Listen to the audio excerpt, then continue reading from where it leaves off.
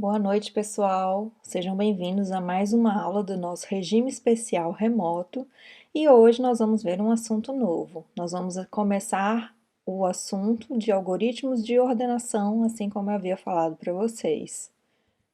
Então, qual que é a nossa visão geral?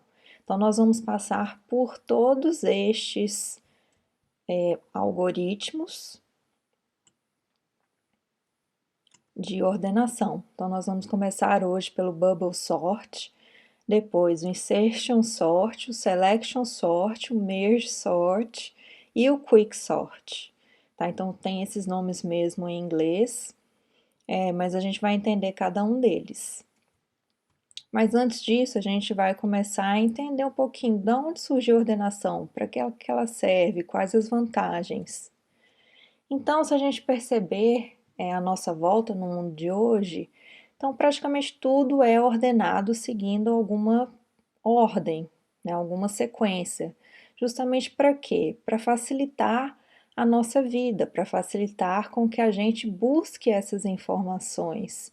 Então, por exemplo, as listas telefônicas, então elas têm vários tipos de ordem, né, de sequência, para a gente achar mais fácil a informação que a gente procura, os dicionários, as agendas e vários outros sistemas, né, que precisam emitir algum tipo de relatório. Então, geralmente vai ter ali uma ordem para a gente escolher para facilitar a nossa leitura, a nossa visualização.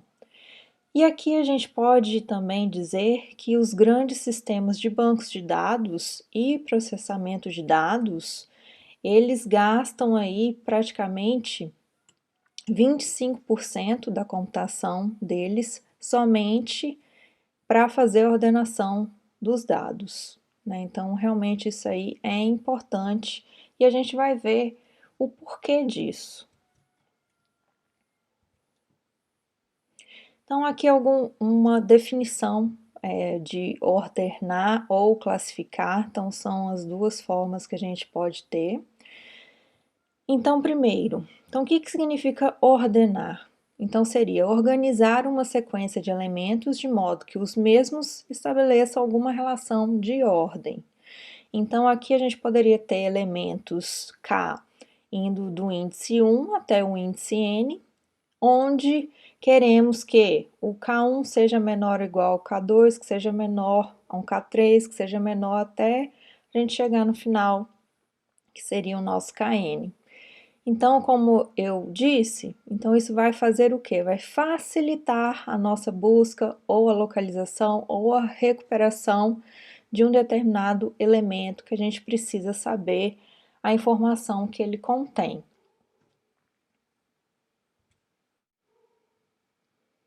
Então, ocasionalmente, quando a gente vai buscar algum elemento que não seja com tanta frequência, então dá menos trabalho a gente buscar este elemento num conjunto desordenado mesmo, do que fazer a ordenação para depois buscar, tá? Isso é analisando de forma computacional, o gasto disso, né, o tempo. Mas se a gente for pensar em uma operação que precisa ser feita a todo momento, uma operação frequente, então sim, a gente fazer primeiro a ordenação antes de buscar esse dado vai ser melhor, né? Por quê? Porque aí geralmente essa ordenação, essa classificação, ela vai ser feita só uma única vez e as outras vezes os outros acessos serão somente para buscar o elemento. Então, a gente fazendo essa busca frequente em um conjunto já ordenado, a busca acaba sendo mais eficiente, mais rápida do que num conjunto desordenado. Então, a gente tem que analisar cada circunstância para saber se realmente vale a pena a gente ordenar um conjunto de dados ou não.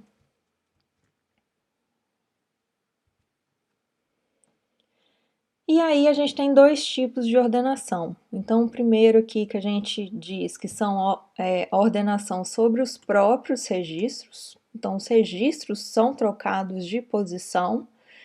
Ou então a ordenação dos endereços. Então, aqui seria o caso de estruturas complexas, como as classes, como as listas, pilhas e filas, que a gente ainda vai ver, mas as listas a gente já viu. então elas seriam consideradas estruturas complexas. Então não dá simplesmente para a gente trocar esses registros de posição, porque a gente não trabalha igual um vetor. Então a gente viu que a gente tem ponteiros, que a gente trabalha com endereços de memória, então por isso que aí seria esse segundo caso que vai se encaixar para esse tipo de estrutura mais complexa. Então aqui, quando a gente já tem um exemplo que seria sobre os próprios registros, então olha aqui, então a gente já tem os registros com os campos, então aqui já estão numa determinada ordem, aqui na ordem de inserção, certo? Então registro 1, 2, 3, 4, 5. Só que aqui, se a gente observar, eles não estão em ordem alfabética, né, que foi essa a ordenação colocada aqui. Então, qual que seria a ordem alfabética? Então, seria este aqui o primeiro, então olha aqui a chave. Então, agora a gente olha assim, a ordem da chave. Então, a chave 1 seria o AAA, o 2 o BBB e assim por diante. Então, aqui do lado a gente tem o arquivo já ordenado. Ou seja, a gente trocou realmente as posições desses registros dentro dessa tabela aqui, desse vetor, correto? Então, esse seria o primeiro exemplo onde a gente realmente troca de posição aqueles elementos. Já com relação a estruturas complexas, então a gente precisaria ter a tabela aqui com os ponteiros originais para montar realmente a estrutura de dados, ou seja, quem que vem depois de quem, qual que seria o elemento aqui. Então, aqui está na ordem que a lista, no caso, né, talvez de exemplo, seria montada. E aí, aqui a gente tem a ordenação que foi feita. E aí, como que a gente faz isso? Então, a gente poderia criar uma outra tabela aqui somente para dizer, para atualizar esses ponteiros na ordem que seria de acordo com a ordenação que foi escolhida. Então, aqui no caso, então aqui seria posição 1. Então, quem que é a posição 1? Então, seria, ó, apontando lá para quem está no endereço do AAA. Quem que seria, quem que é o segundo da ordenação? Então, aqui, esse aqui armazenaria o segundo. Então, é este aqui, o BBB. Quem que é o terceiro? Então, tá saindo aqui apontando para o endereço que está o C, e assim por diante, tá? Então, assim que a gente poderia trabalhar com os ponteiros numa estrutura complexa, sem de fato ter alterado a ordem que estes elementos foram inseridos. Então, essa é uma possibilidade.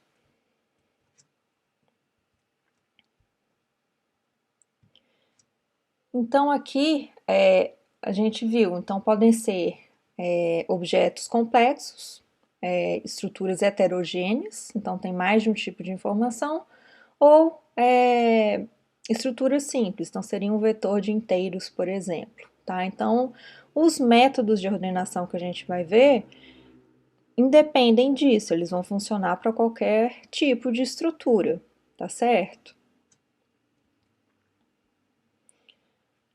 E aí a gente tem vários algoritmos para implementar essa ordenação. Tá? A ordenação acaba sendo a mesma, a gente define um critério e o método de ordenação tem que ordenar para a gente. Então, todos os algoritmos vão ter o mesmo objetivo, eles têm que ordenar os elementos para a gente.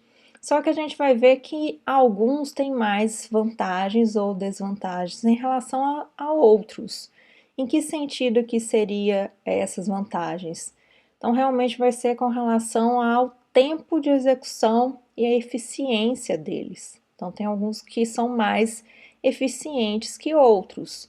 Então, dependendo do tipo de aplicação em que o tempo de execução seja crítico, então a gente tem que avaliar a complexidade daquele algoritmo para saber se realmente ele está sendo a melhor solução para aquele tipo de estrutura, aquele tipo de dados que a gente está trabalhando. Então, basicamente, o que a gente precisa fazer para comparar? Então, a gente vai comparar essas complexidades. O que são essas complexidades? Tempo de execução de cada algoritmo. Então, qual que é a operação dominante de cada algoritmo aqui? Então, vai ser o número de comparações entre esses elementos, ou seja, para saber quem que é maior e menor e para fazer efetivamente as trocas que vão surgir dessa comparação. Então, os algoritmos de ordenação, a complexidade maior deles se concentra nesse processo.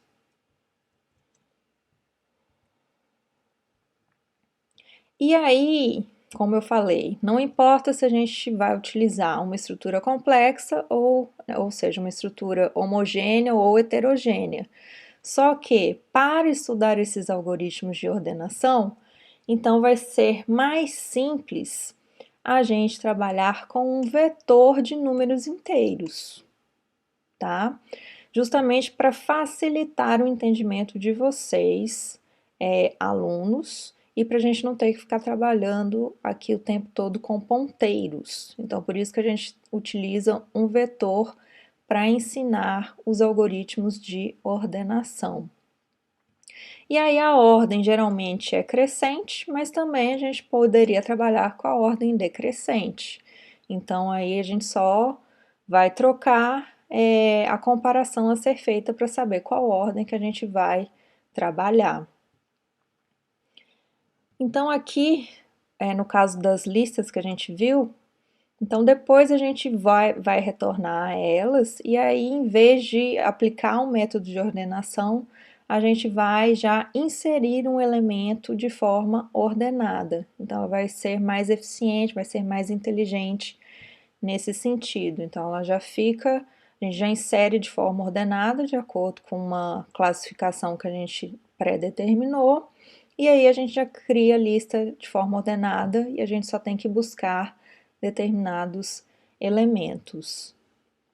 Então, por isso que a gente vai trabalhar aqui com vetores, tá certo, gente? Porque o livro, a bibliografia básica de vocês, está baseada em vetor de inteiros, outras bibliografias clássicas também trabalham dessa forma, então é porque realmente é mais didático. Então vamos começar pelo Bubble Sort. Então ele também pode ser chamado de método da bolha, que é a tradução dele. Então bubble é bolha. E ele é um dos mais conhecidos e intuitivos. Então ele é o mais simples da gente entender e da gente ver o funcionamento dele. Então por isso também que geralmente ele é o primeiro a ser ensinado nas faculdades, tá? Então qual que é a ideia básica dele? Então a gente precisa percorrer esse vetor várias vezes. E aí a gente vai fazer uma comparação de 2 em 2 elementos a cada iteração. Então isso indica para a gente que a gente vai precisar colocar isso num laço de repetição. Então aqui geralmente é um for, porque a gente está trabalhando com vetores de inteiros. Então a gente compara dois elementos. Então um elemento com o seu próximo ou o seu sucessor. Ou seja, então seria um vetor i com o seu vetor de índice i mais 1, por exemplo. E aí a gente vai trocá-los de lugar se não estiverem na ordem que a gente determinou, ou ordem crescente ou ordem decrescente. Então aqui, para um vetor de n elementos, então a gente vai precisar rodar o bubble sort n menos uma iterações, ou seja, n menos uma vezes. Então, se a gente tiver um vetor de 10 posições, a gente vai precisar rodar esse algoritmo 9 vezes. Se fosse 20 posições, 19 vezes, e assim por diante. Isso para quê? Para fazer com que a cada iteração esses elementos possam ir assumindo as suas posições corretas de acordo com a ordem pré-definida pela gente.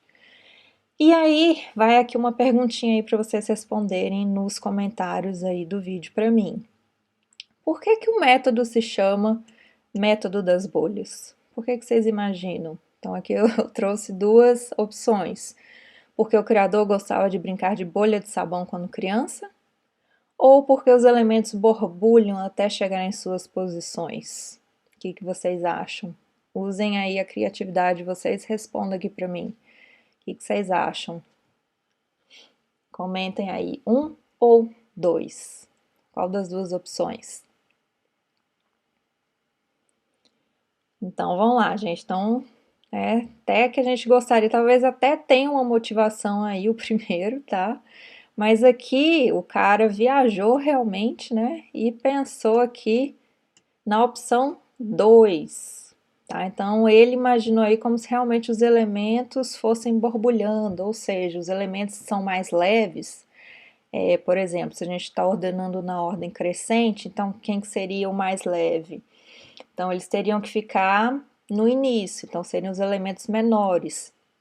E os elementos mais pesados, que são os maiores, vão borbulhar lá para o fim. Então, foi isso que ele imaginou, né, na cabeça dele, que vai borbulhando, né? Então, essas trocas que o algoritmo vai promover, então é como se fosse borbulhando os elementos até cada um chegar nas suas devidas posições. Então, é essa a origem aí do nome. Então, aqui a figurinha tem um paralelo com o livro base de vocês, mas depois a gente vai ver um outro exemplo, tá? Então, basicamente, como que o Bubble Sort vai funcionar? Então, aqui a gente vai analisar a primeira passagem, nesse exemplo, só para vocês se identificarem aí com a anotação do livro. Então, lembra, ele vai sempre comparar dois elementos, começando do início. Então, a gente tem aqui, ó, o passo 1 aqui. Então, a gente vai comparar estes dois primeiro aqui. Então, quem que são os dois? O elemento 3 com o elemento 5. Então, aqui, se a gente quer colocar em ordem crescente, então a gente tem que testar se o elemento da posição I vai ser menor que o elemento da posição I mais 1. Então, é como se o algoritmo, na hora que estivesse executando, ele perguntasse, ele testasse, né? 3 é maior do que 5? Então, o que vocês acham? 3 é maior do que 5? Não, né? Então, dá falso. Então, se deu falso, ele não vai trocar. Então, aqui já está ordenado. Então, 3 é menor do que 5, então 3 faz sentido estar antes do 5, então não troca. Então, ele vai para o segundo passo. Qual que é o segundo passo? Então, ele pega os próximos dois elementos. Então, ele vai testar o 5 com o elemento 1. E aí, ele faz o mesmo teste. 5 é maior do que 1? Então, agora deu verdadeiro. Então, o que o algoritmo vai fazer? Vai trocar esses dois elementos. Então, lembra, a gente quer trocar mesmo, vai trocar os registros de posição. Então, aqui está expresso no passo 3. Então, olha lá, o 1 veio para o lugar do 5 e o 5 foi para o lugar do 1. Mas o algoritmo continua a partir da posição do vetor que ele parou. Então, agora ele vai comparar quem? O 5 com o 2. E ele pergunta, 5 é maior do que 2? Verdadeiro. Então, o algoritmo troca esses dois elementos de posição também. Então, aqui no passo 4, 2 já foi trocado com 5. E ele vai perguntar agora novamente, vai testar os dois últimos elementos. 5 é maior do que 4? É verdadeiro, então ele também troca. Então, é aqui que temos. Então, este vetor final aqui é apenas da primeira iteração do algoritmo, tá certo? Então, ele vai voltar aqui e repetir todo esse processo até realmente terminar a ordenação. Então, lembrem-se, o bubble sort ele vai executar quantas vezes? Então, aqui se a gente tem um vetor de 5 posições, então ele vai executar 4 vezes para cada um aqui dessas trocas, para testar cada um dessa dupla de elementos, tá certo? Então, basicamente, ele vai fazer isso 20 vezes, tá? Então, seria assim que o bubble sort funciona.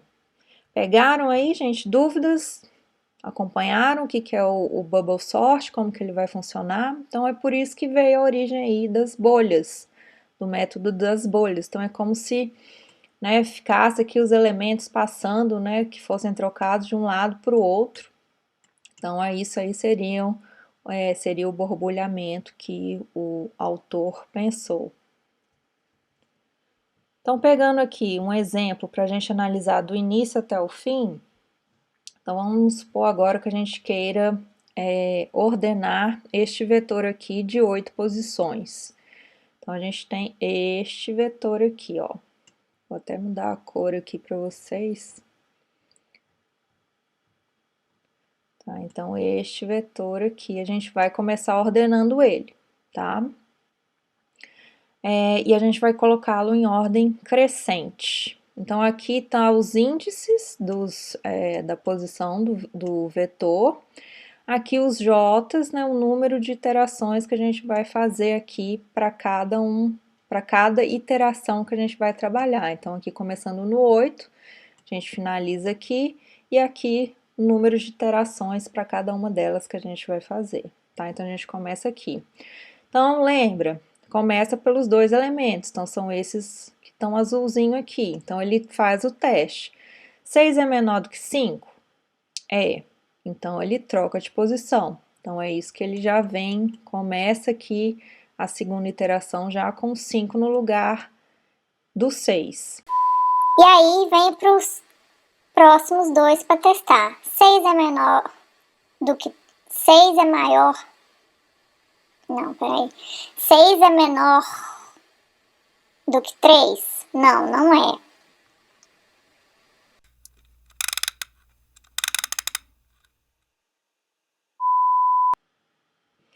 Não, gente, então vamos lá. Então, ele vai testar se é maior. Então, ele vem para esses próximos 2 aqui e testa. 6 é maior do que 3? É verdadeiro. Então, ele vai trocar. Então, ele veio aqui e trocou. Então, já temos 5, 3, ele vai testar os 2 próximos. Quem são os 2 próximos? Então, vão ser o 6 com 1. Então, 6 é maior do que 1? Então, ele vai trocar. Então, é o que veio aqui para o 1. Testa os próximos 2 elementos. 6 é maior do que 8? Não. Então, ele não troca, então o 6 se mantém aqui. Então, quem são os próximos 2 elementos que ele vai pegar? Então, vai ser o 8 com o 7. 8 é maior do que 7? Então, ele vai trocar. Então, 7 vem no lugar do 8, os próximos 2 a serem testados, o 8 com 2. 8 é maior do que 2? Então troca. Então, 2 veio para cá, os outros 2 últimos, o 8 com 4. Então, 8 é maior do que 4? Então ele troca. Então, este aqui já trocado, então perceba, a ordem que este aqui finalizou é o que a gente vai iniciar a próxima iteração aqui, tá? E aí, ele vai fazendo da mesma forma. Então, começa pelos 2 primeiros. 5 é maior do que 3? Então, ele troca. Depois, 5 é maior do que 1? Então, ele realiza a troca. 5 é maior do que 6? Não. Então, ele não troca o 5. Mantém o 5 e agora testa os 2 próximos. Então, 6 com 7. 6 é maior do que 7? Não. Então, não troca. Testa os próximos 2. 7 é maior do que 2? Então troca. Então, 2 vem para o lugar do 7. Testa os próximos 2. 7 é maior do que 4? Então ele troca o 4 com o 7. E aí, o que ficar aqui no final é o que a gente inicia a próxima iteração. E a gente começa tudo de novo. Então, 3 é maior do que 1? Então a gente troca. Os próximos 2, 3 é maior do que 5? Não, então não troca. Testa os próximos 2, 5 é maior do que 6? Não, então não troca. Aqui o 5 mantém. Testa os próximos 2, 6 é maior do que 2? Então troca. Então trocou aqui, veio 2 para o lugar do 6. Testa os próximos 2, 6 é maior do que 4? Então troca. Então, peguem este aqui, final com o 4 trocado, vai ser o início aqui da próxima iteração. E a gente testa. 1 é maior do que 3? Não, então não troca. 3 é maior do que 5? Não, então não troca. 5 é maior do que 2? É, então troca. 5 é maior do que 4? É, então troca. Aí a gente vem para o próximo. 1 é maior do que 3? Falso, não troca. 3 é maior do que 2? Verdadeiro, então troca. 3 é maior do que 4? Falso, então não troca. Pegou este aqui, e aí ele faz novamente. Só que, percebam, então neste ponto aqui, a gente já tinha, né, na iteração 4, a gente já tinha o nosso vetor ordenado. Mas mesmo assim, o bubble sort continua funcionando, ainda executa mais 2 vezes, tá certo? Então, essa é a ineficiência desse algoritmo. Então, mesmo o vetor já estando ordenado, ele continua até finalizar o algoritmo dele, tá? Então, é assim que o bubble sort funciona, tá? Então, a gente vai ver que teve alguma melhoria, né? A gente pode pensar nisso, mas antes vamos ver aqui o algoritmo. Então, onde está aqui a parte das trocas, dos testes e das trocas? Então, ele está aqui, olha, neste for aqui, tá? Então, isso aqui é do livro base de vocês, tá? Aqui tá em pseudocódigo. Então, a gente está indo de I do contador 0 até o m-2, então seria aqui o tamanho do nosso vetor menos 2, e a gente faz a comparação. Se o elemento xi do vetor na posição i é maior do que o elemento da posição do vetor i mais 1. Tá? Então, se for verdade, a gente realiza a troca, se não, a gente não troca. Então, como que é essa troca? Então, a gente precisa de uma variável auxiliar para armazenar um número que tinha em xi, ou seja, na posição i. Porque se a gente não jogar nesse auxiliar, a gente vai perder esse valor na hora que a gente jogar por cima, né, fazer essa atribuição aqui, onde a gente está atribuindo o xi mais 1 para o xi. Se a gente não tivesse colocado antes no auxiliar, a gente ia perder, sobrescrever esse valor e ia ficar perdido, tá? Então, primeiro a gente joga no auxiliar, depois a gente faz a troca, que é esta linha aqui, e depois joga o auxiliar que a gente guardou na posição i mais 1. Então, aqui, nessas duas, a gente finaliza a troca. Então, auxiliar é só mesmo para a gente não perder o valor que existia antes. E aqui, gente, se vocês separarem, a gente tem 2 for, né? Então, por isso que a gente caminha daquela forma da figura anterior, para cada vetor do tamanho que a gente tiver. Então, é essa a lógica que a gente vai fazer. Então, aqui a gente só está preenchendo o nosso vetor com os valores, pedindo para o usuário digitar. E aqui no final, depois do bubble sort, a gente só está imprimindo o vetor ordenado para ver o resultado desta ordenação, correto? Então, é assim que o bubble sort funciona, pessoal. Dúvidas? Então, aqui, se vocês observarem, agora tem os números dos slides. Então, qualquer dúvida que vocês tiverem, vocês podem se referenciar ao tema da aula, dos slides da aula, e o número do slide que vocês ficaram com dúvida, que aí facilita também para vocês e para mim para tirar qualquer dúvida que vocês tiverem. Então, aqui a complexidade do bubble sort, então a gente não entra a fundo aqui com vocês, né, mas o que vocês precisam saber que é este valor aqui. Então, é este O de n ao quadrado, ou seja, isso é ruim, tá? Então, o que vocês precisam saber é que o tempo de execução dele é grande, é isso que essa função representa.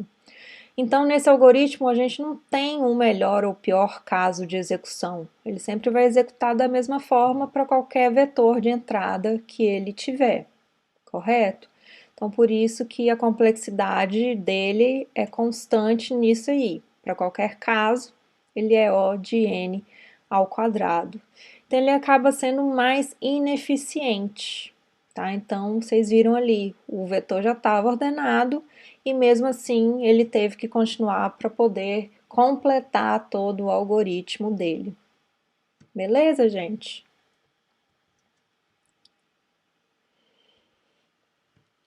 E aí, vocês vão pensar, pô, mas né, deve existir coisa melhor. Claro que existe, né? Então tem outros algoritmos de ordenação mais eficientes que o Bubble Sort, mas mesmo dentro do Bubble Sort, eles fizeram algumas melhorias nesse algoritmo para torná-lo um pouco mais eficiente. E aí eu pergunto, então como que a gente pode melhorar esse algoritmo? O que vocês acham? Se naquele exemplo chegou lá num determinado passo, o algoritmo, o vetor já estava ordenado, então não precisava ordenar mais, não precisava repetir os passos. Então, qual que seria a melhoria do Bubble Sort? Tem um método para a gente identificar quando o vetor já estiver ordenado e a gente não precisar continuar o algoritmo até o fim da forma original. Então, esse seria aqui o exemplo. Então, vamos supor que a gente tivesse este vetor inicial, e aí a gente vai seguindo os passos do algoritmo, certo? Mas, por exemplo, chegou aqui no passo 5, então a gente já teria este vetor ordenado, então a gente não precisa continuar no passo 6 e no passo 7. Então, eu já quero parar no 5.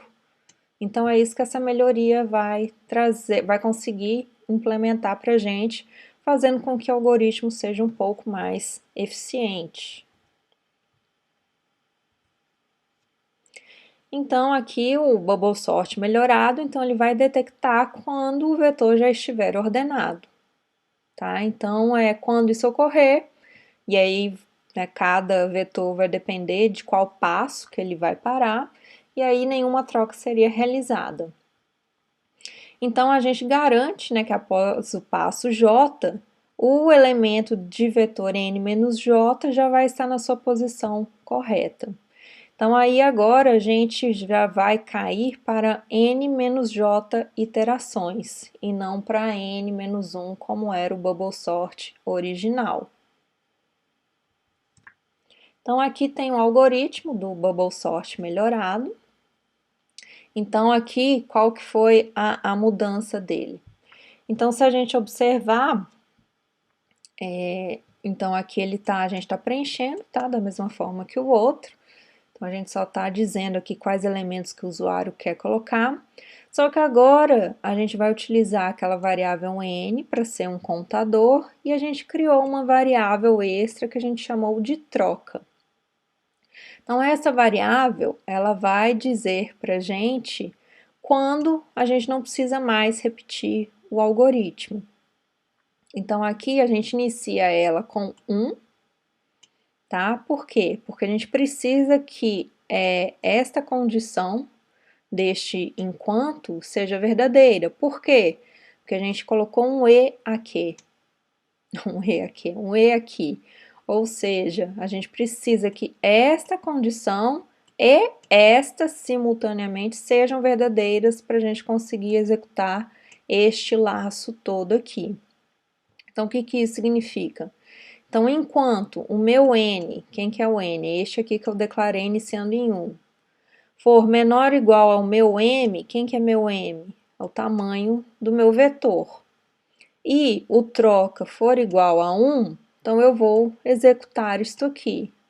Ou seja, enquanto este troca for igual a 1, significa que eu preciso repetir a ordenação, porque meu vetor ainda não vai estar ordenado. Então, no momento que ele se tornar 0, então significa que eu não preciso mais executar um passo do Bubble Sort. Então, aqui a gente tem então, quando a condição é verdadeira. Então, a gente já coloca esse troca, já altera ele para 0, porque se na próxima repetição ele já tiver continuar com 0, então significa que a gente não vai precisar fazer novamente, tá? Então, por isso que a gente atualiza ele aqui já no início para 0. E aqui a gente entra num for igual a gente fez o Bubble Sort original. Então, a gente testa de acordo se a gente está querendo crescente ou decrescente. Se for verdadeiro, aqui os mesmos 3 passos que a gente fez para trocar, né, os elementos de posição. Então, a variável auxiliar, para a gente não perder esse xi, depois o xi recebe o xi mais 1, e o xi mais 1 recebe o auxiliar que a gente tinha armazenado para a gente não perder. Mas percebam, olha aqui, ó. Se eu precisar entrar aqui para trocar um elemento de posição, então eu já coloco aqui essa minha variável sentinela de troca, já atualiza ela novamente para 1. Ou seja, se eu precisei entrar aqui para fazer a ordenação de 2 elementos, então significa que eu posso ter elementos ainda mais para frente que estão desordenados. Então é essa a lógica aqui de acrescentar essa variável troca, tá certo? E aí aqui a gente finaliza esse para, e aqui a gente vai ter, ó, o n recebendo o n mais 1. Então, a gente vai para a próxima iteração, tá certo?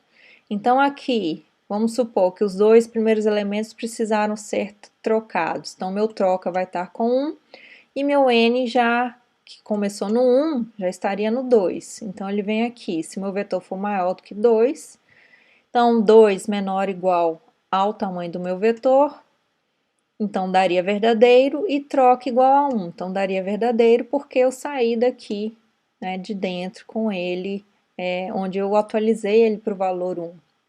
Então daria verdadeiro novamente, e eu executaria tudo isto aqui novamente. Então, quando que esse troca vai ficar 0, vai permanecer 0 para eu não entrar mais aqui? Então, quando essa minha condição aqui for falsa, tá? Então, quando eu não tiver mais isso aqui para entrar aqui para atualizar o troca para o 1, então significa que chegou no momento que eu já tenho o meu vetor todo, todo ordenado, tá certo? Então, feito isso, então aqui a gente só imprime o nosso vetor ordenado para ver o resultado. Tá? Então, essa seria aí a alteração para o Bubble Sort melhorado. Beleza, pessoal? Dúvidas?